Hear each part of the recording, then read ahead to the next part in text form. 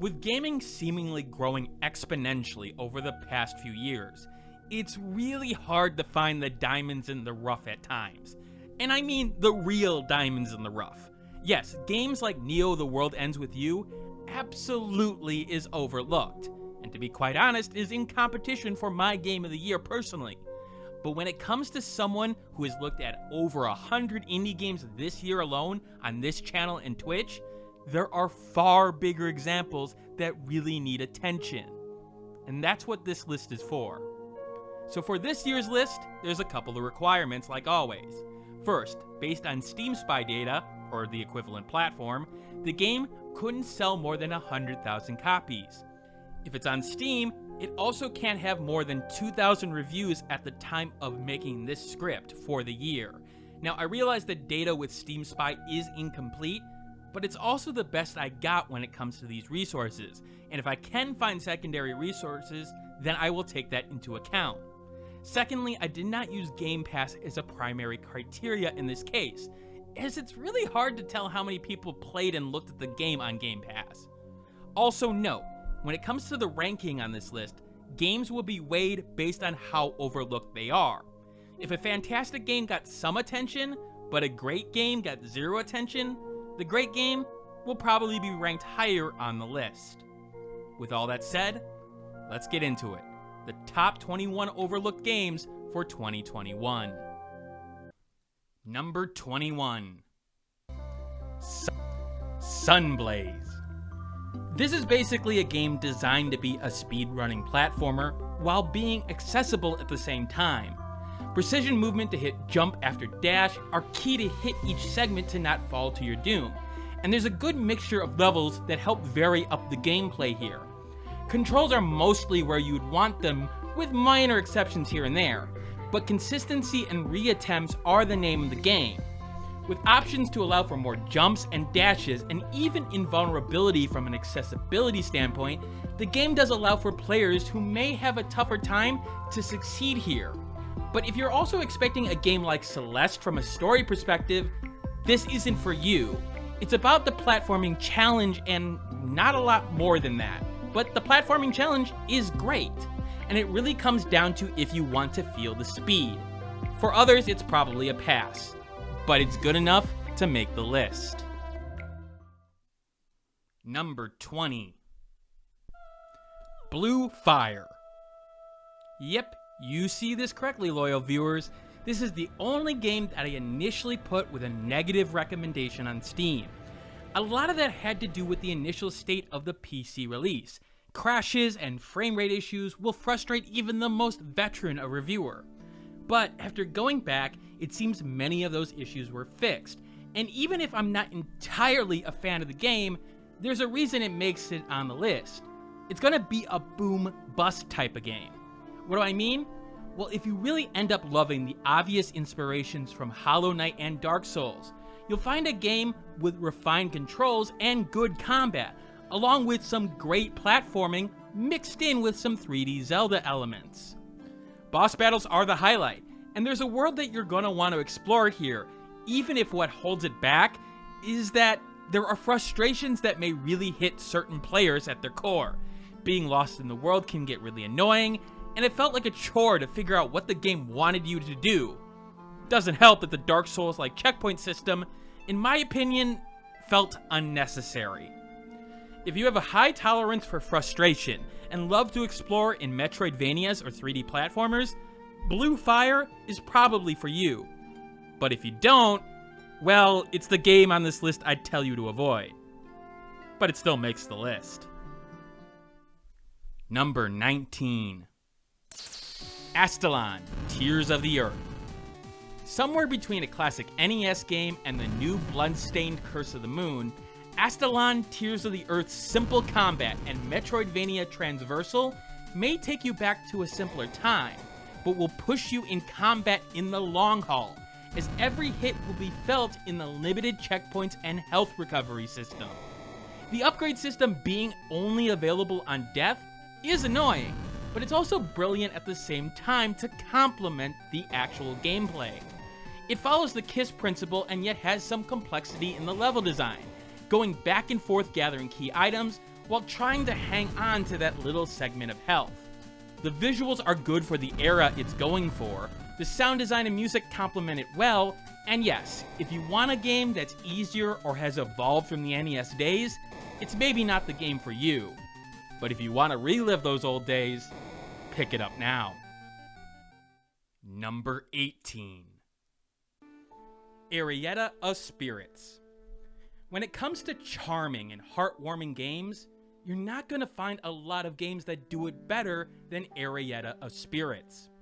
Ari's newfound ability to see spirits leads to a wonderful pixel art adventure that's both beautiful and relatable, and it's filled with characters that you will love even if they may off-put you in their first meeting. This action game is simple with its combat with purposeful range, and it's effective with a good variety of enemies to get in your way. While some say the game is too short, I believe it just doesn't overburden itself with content for the sake of content. Beautiful landscapes, good boss battles, and nice exploration may help complement all the above, but when it comes down to it, you're playing Arietta of Spirits for the story. And while dark themes hang in it, it's a game about who Arietta comes across, how she can help them, and what she learns about herself along the way. It's a great game to pick a weekend and just play through it, feeling satisfied with every minute that you played. Number 17.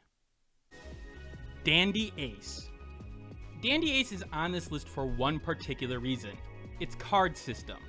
Yes, the game's combat will remind you of others in the genre, but the ability to experiment with the 4-button system and add additional effects using older cards for synergy will make you want to explore every element that it has to offer. There's good challenge here that's complemented by Twitch integration that makes it fun to interact with viewers with. And the game's art and music do pop in a world of magic, and quite frankly is the reason that I was attracted to the game in the first place. Sure, enemy variety is good, but really it's all about the weapons here, and the combat does well in spatial awareness and specific solutions that you'll have to adapt on the fly in every run. The reason that Dandy Ace is lower on this list is a couple of small problems. Early game slog can be annoying, and some of the story could be better. But the big one is that it's going to be compared to one other game in the genre, Hades. And it's no Hades, but it's fun nevertheless, and worth your time in the big picture. Number 16. Banners of Ruin. One of the big hurdles that any game in the deck-building roguelike genre has to deal with is just being considered just another game in the genre. I mean, from Slay to Spire to Griftlands to even other games on this list, it's hard to stand out in such a crowded field. Despite that, Banners of Ruin's incorporation of front and back and row combat mechanics familiar with JRPGs, while sticking close to class identities with the bear's ability to tank statuses or the weasel's want to poison you, helps land a spot on this list. Runs feel familiar enough to learn how you want to play, but varied enough so that it doesn't feel repetitive over runs. There's good extreme skills for being risky for different types of playing, but does punish you for not listening to the hazards and enemies the game is putting in front of you. It's solid and will chew up your time. What holds it back to be lower on this list is that it just doesn't have that standout feature to draw people. But if you like strategy and want to spend hours with some great presentation, Banners of Ruin will be right up your alley. Number 15. Tunnel of Doom. I'm always going to appreciate a good genre cross-up, especially when you get the small details right. Crossing the roguelike genre with the tower defense genre seems like a great idea that could go wrong easily. But what I love about Tunnel of Doom is that it really understood how to make a compelling game from gameplay design alone. How making turrets destroyable and having to carry them over from battle to battle forces you to adapt your playstyles to what the game is giving you. How placement of items forces paths that you can take advantage of if you're clever and figure out the AI movement patterns. How even small threats like spiders can be taken advantage of if you get them to fire while enemies are on you. Granted, the game is one you have to be in for the long haul. Each run can take a while, and things can fall apart very quickly. But I'm going to tell you this. When talking about game mechanics synergy, this is one of the games I'm going to cite in the future, because it just gets it. And strategy roguelike players who want a tiny bit of action will find a game to just really dig into here. And it's fun.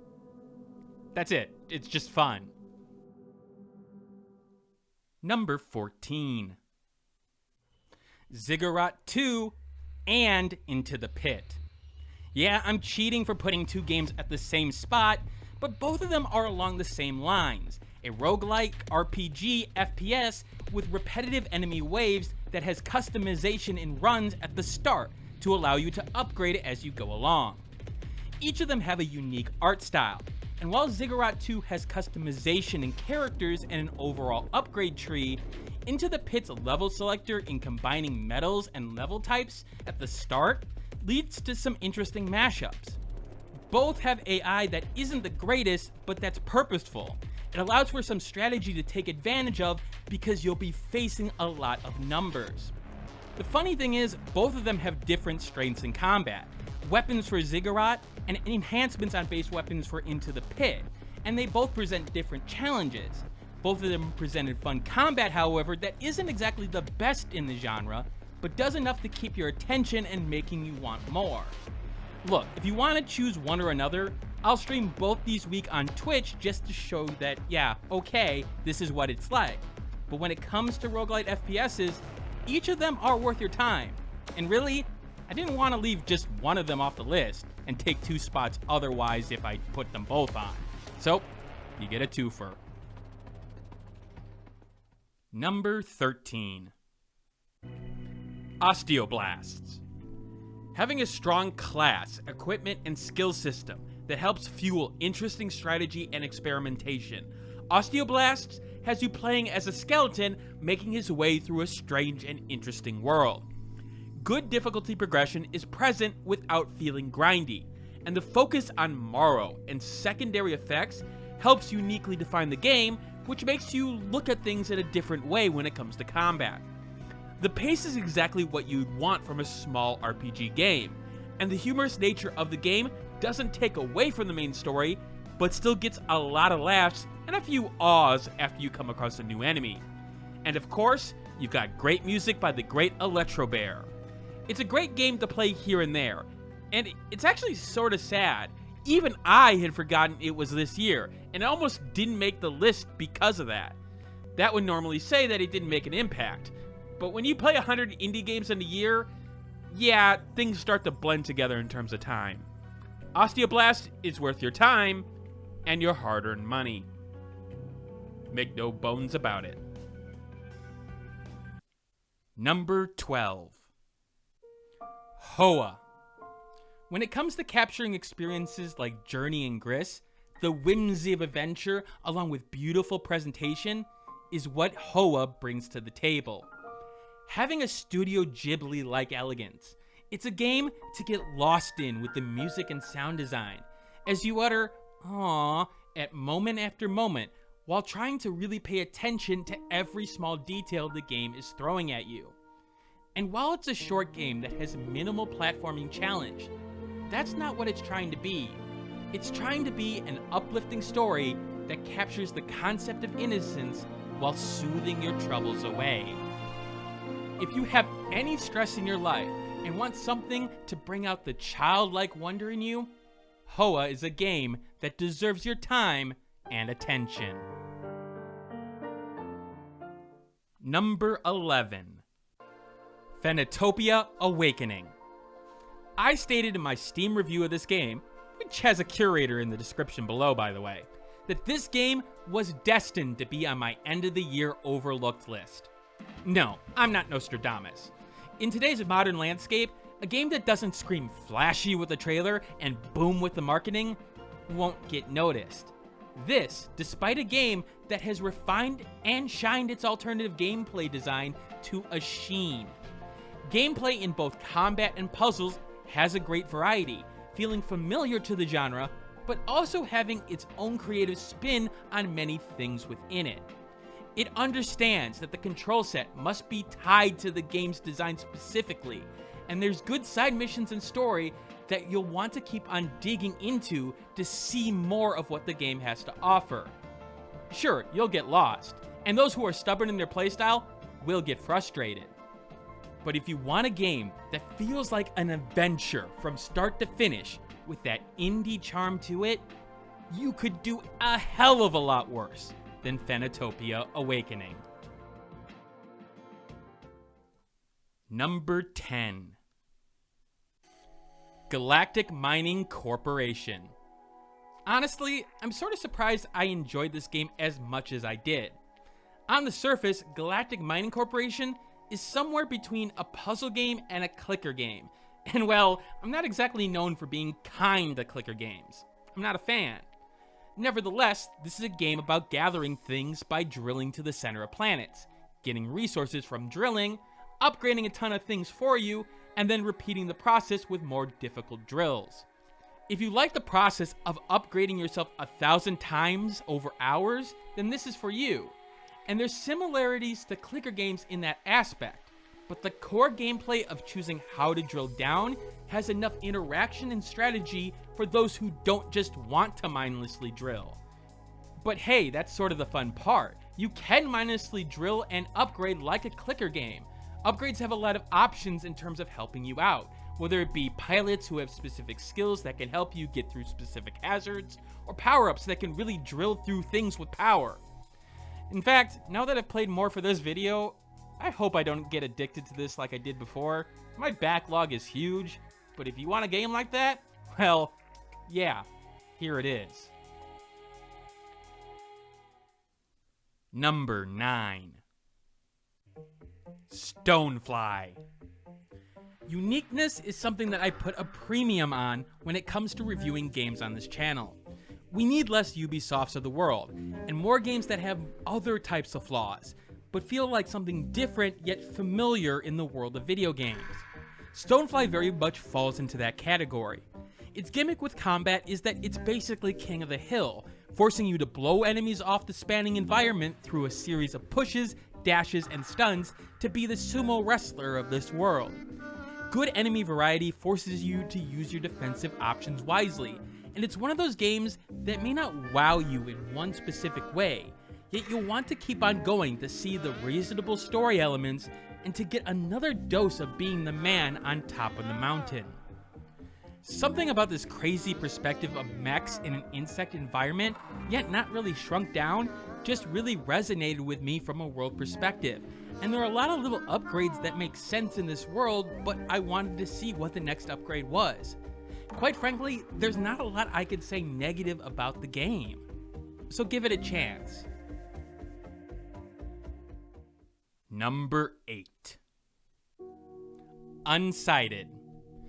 This is the sorry Discord, specifically FAQ, for not playing this game earlier confession time here on this list, and the blatant plug of the Discord to discuss indie games you're playing and what I'm looking at in the description below. Dumb plugs aside, what I've played of Unsighted so far has been a fantastic action RPG set in a world that I want to see a lot more of. And to be honest, it probably would have made it even higher on this list if I played more of it. Just too many games to cover. The game's central characters have a fun world built around it, having a limited life mechanic that forces you to try to move through the game with purpose while not missing extras scattered around the world. Purposeful combat that rewards great timing, different weaponry that changes things up, good puzzles that make you think, but not too hard, all combined for a game that just makes you smile while you have a controller in your hand. Enemies are what you'd expect, but do a good job in providing small bumps in difficulty, and boss fights, while not overly challenging, can test your patience and adaptability. The story is something I want to finish off, and I will finish off over on Twitch. Yes, another plug in this actual segment. But honestly, this feels somewhere between A Link to the Past and Secret of Mana of all things. And when you've got that combination, you're doing something right. Number 7. Dead Estate. Honestly, seeing that it got attention from one of my favorite creators and it hit 1 million views in a very short amount of time for him, sort of surprised it's still on this list.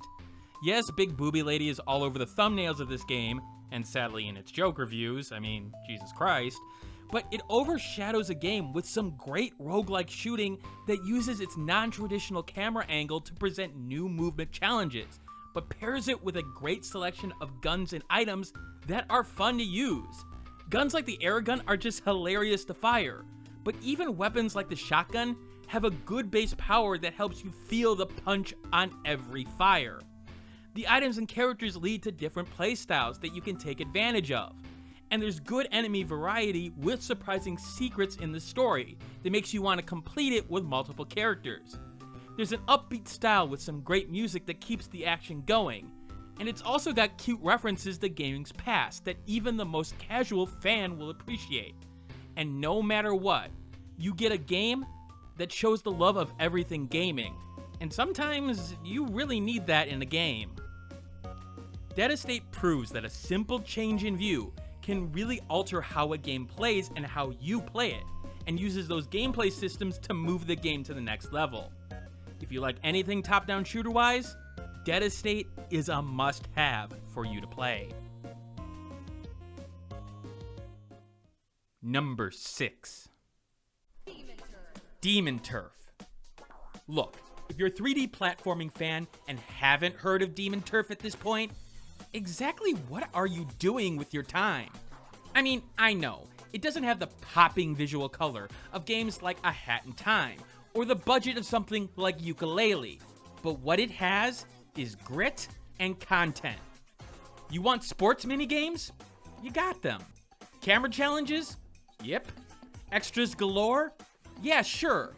But beyond that, what you have is a challenge in the platforming genre that doesn't feel unfair, but pushes you to master all the different jumps and techniques to traverse the rather great collection of levels. Controls feel just where they need to be for all the different types of levels here, and what I love is that there was obviously a lot of attention paid to becoming a game for everyone. There's tons of options for refining your movement and game details to make things easier in the options menu, but there's also real options in the level design built into the levels, like alternate paths for more skilled players. Good boss fights and collectibles galore will keep your attention, and they just added a level designer on top of it for the community. If you want bang for your buck on a platformer, Demon Turf is a must-have, and you should go buy it right now. Number 5. Mundaun.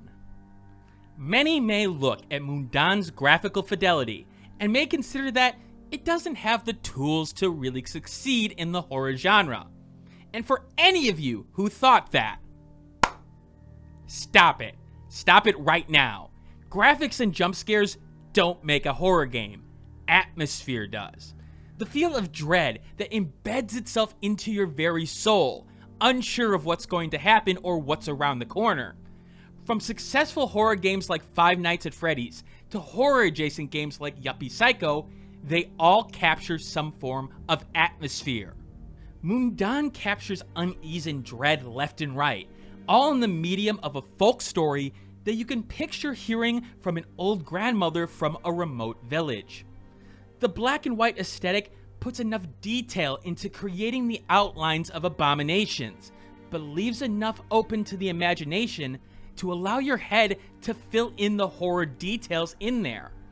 It's a game that gave me goosebumps, and the sound design knows when to be bold and when to pull back to get under your skin. It forces enough interaction and gives you enough tools to skate by so that you don't feel totally helpless, but you also don't feel powerful, which is what a horror game really should strive for.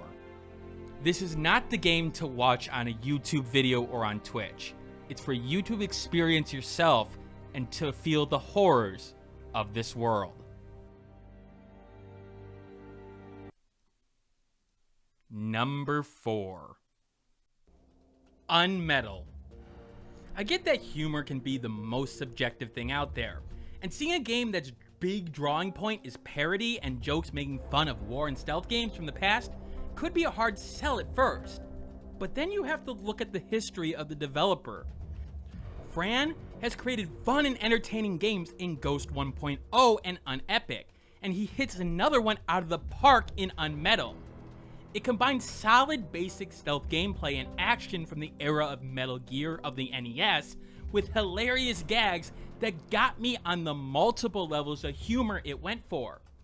The pacing of the jokes really shine, as it'll surprise you with a shotgun of jokes that hit a multiple set of targets, then will wait patiently as you make your way through an area slowly, only to throw a curveball at you. The story itself isn't exactly something to shake a stick at from a war story, and there's a good mix of gameplay mechanics that keep things fun without feeling too far from the main concept, even when you're being chased by a ton of rats in a sewer. Much like the other games from the developer, Unmetal feels like an ode to the media that it portrays while still being its own thing, and fun for what kind of shenanigans it pulls. And really, when it comes to games that I wish I finished this year, it heads the list in that area, which I will hopefully do an actual review on the game, but you know me, my list of games to review is, yeah, a lot, and ever growing. But don't think that's because of the quality of Unmetal, because it shines, and it shines brightly. Number 3. Fights in tight spaces. Everyone has a genre that is their equivalent to crack cocaine. For me, it's card roguelites and roguelites. I mean, here comes the hours I put in them over the last several years. That's a lot of them. Fights in Tight Spaces is going to join these group of games. It came out in early access early in the year, and came out of it in December, adding more card types, level challenges, and adding to what was already there. And what's there is a highly stylized martial arts film that makes you feel like a director while really emphasizing the strategy. I love the fact that whether it be more defensive and counterplay, whether it be moving enemies around with kicks and shoves, bleeding or trickery, or just plain attacking, you can find strategies that work here. Each level provides good challenge and great enemy variety, and the game rewards smart play and punishes recklessness over time, which is sort of hilarious because sometimes you'll do things for the sake of looking cool, because the animation and presentation is that damn good. When it comes to replaying the level, it's just great to watch and see what you did in the level in a fast forward like situation. I could easily sell you on the fact that it's just another one run type of game with a lot of options, but let me sell it to you like this. This video was supposed to come out on December 20th, before the Steam sale for Christmas. A good amount of why it got delayed was me going, well, I could just get a little bit more footage for fights in tight spaces when I knew perfectly well that I had enough. That should say it all. Number 2. Chicory, A Colorful Tale. Many regular viewers of mine may be surprised to see Chicory on this list. They are probably either thinking it did well enough to be off this list, or would have made the number 1 spot. From the score perspective, it's the best game on this list, but it did get knocked down due to getting a push on PlayStation advertising and how overlooked the number 1 spot is. Nevertheless, Finji and Greg Lobanoff have followed up the massively overlooked Wonder Song with another colorful adventure that uses its color book premise to weave a narrative of dream-seeking, overcoming self-doubt, and emotional connections that will stick with you for years to come. A combination of smartly restricting color palettes with fantastic controls lets you lay out the vision of your world without compromising gameplay or storytelling. Whether it be taking pictures to uncover the culprit of a theft, or facing down a boss with the slashes of your brush, Chicory engages you from start to finish, and makes even the most streamlined type of player want to 100% complete the game. It's a game that you may discover things about yourself you never considered with the challenges it puts before you, causing self-reflection while still being fun and just coloring in the entire world. It will feel like nothing you've ever played before, and there's a reason that's actually good for why it was nominated for Games for Change, and why it was the best puzzle game from IGN. Just buy it, play it, love it. That's what Chicory and the Colorful Tale is there for. And of course, number 1. Mamiya. Look, I know that many people on this channel look forward to this list every year. It's basically a list of games that you'll probably pick up on sale that are going to blow you away, and you don't have to walk through a 40 or 50 minute review video for each one of these games, although you could always go back and check that. But to me, it's always a mixed bag. Reviewing fantastic games and replaying them and revisiting them is always great, but then realizing that those games didn't get the attention they deserve, it hurts. Great games should rise to the top. To not get the attention that it deserves, I mean, I relate to it somewhat with some of the details I put into my video and the lack of eyes it gets at it at times. But in the end, I don't care about myself, I care about these games more than anything else. But some of them do get the attention and actually get a little bit of sales behind it. But sometimes, oh boy, sometimes it barely gets any. And when you put hours and hours and hours into a review and say that this is a game that you should buy right now, and no one does, it hurts. At the time of doing the script for this video, it has 42 reviews on Steam. 42. For a game that I gave a 94 out of 100, a must-buy on my scale. A game that is literally one of the few that breaks my scoring scale with the enhancer system. And that's the design, because that's just more of a reason for you to get it. And I'm not the only one. Tech Raptor, Noisy Pixel, there are a lot of great reviews for this game. There aren't many ones that say, yeah, it's alright. It's a game that does something that not a lot of games do to me nowadays. Actually shocks me and gets multiple emotions out of me. A lot of games can be sappy or comical, but sometimes have a problem of actually mixing them together. This one doesn't. It has characters who are not only relatable, but has actual flaws and hardships that are realistic, even in the fantasy elements of this world. Characters that aren't assholes for the sake of being assholes, but have strong values and relationships that hold dear that may off-put them to certain types of people. In a world where it feels like everyone's doing similar stories over and over and over again, Mamiya slaps you upside the head with real despair, real triumph, real heartache, and forces you to go back and pick up the clues of things that you missed the first time. It's getting the little details right, like how the presentation that's dark uses color changes wisely to emphasize key events, and how it uses the music to start plucking at your heartstrings.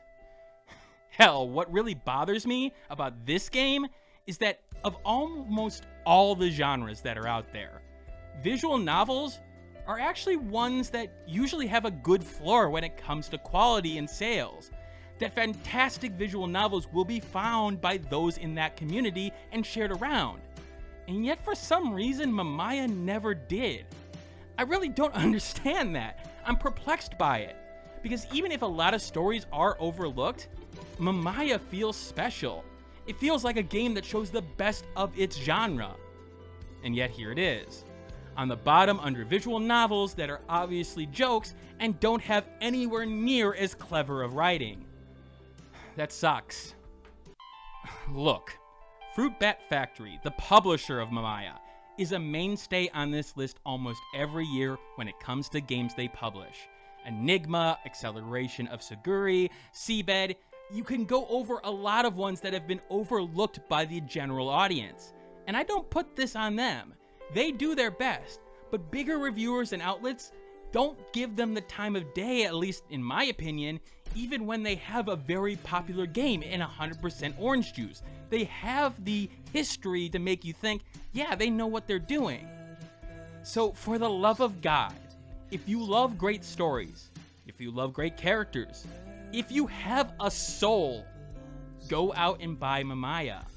Hell, even if you hate visual novels but love stories, I challenge you to buy and play Mamiya and not be happy with what you played, because I'm gonna bet you right now, you are going to be. Hell, don't even watch my review. Yes, I give you all the reasons to buy the game, but the fact is, I'm telling you, don't even be spoiled by certain elements of that review that I did my best not to spoil. Just go and get it, because it's worth your time. It's worth your effort. And if that game can't succeed in modern day, I really am concerned about the future of this industry.